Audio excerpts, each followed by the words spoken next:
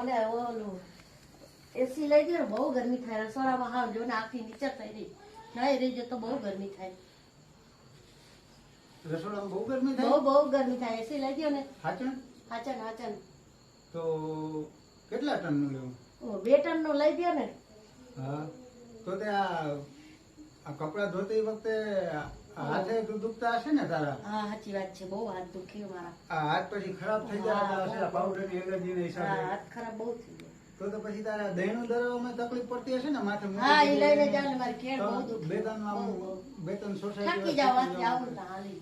તો તે ઘરઘંટી એ લઈ લેવી. હા એ તો લેવું જ ચોક્કસ. હાચું હાચન હાથી ભલે હાલ તો આ ઓર્ડર કરાવી દઉં. કરાવ બરાબર. મારો હેલો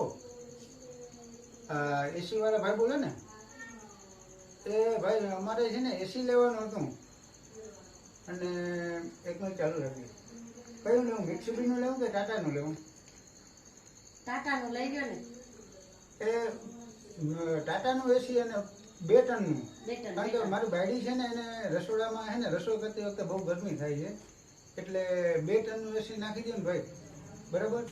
અને પછી બીજું એક વાત સાંભળો કે કપડાં ધોવામાં છે ને એને આ પેલે નિરમાની એલર્જી છે ને એને હાથ બહુ ખરાબ થઈ જાય છે અને હાથે એના બહુ દુખે છે. તો એસી વોશિંગ મશીન એક મોકલાવી દેજો હારે. ચાલુ રાખો. વોશિંગ મશીન કેટલા ટનનું લઉં? 2 ટન. કેટલા કિલોનું? એ ટનની કિલોમાં આવે. કિલામાં હોય તો 15 કિલાનું આવતું હશે. 15 કિલો તો બહુ ઝીણકું પડે. એક કામ કરો 8 કિલોનું લઈ લો. 8 8 કિલા કિલો લઈ ગયો. એક વોશિંગ મશીન સાથે મોકલાવી દેજો.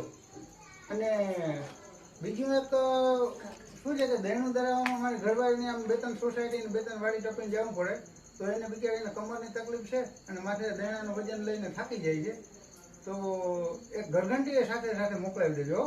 અને આ બધી વસ્તુ છે ને કાલે સવારે મારે ઘરે પહોંચી જવી જોઈએ. બરાબર? ઓકે ભલે.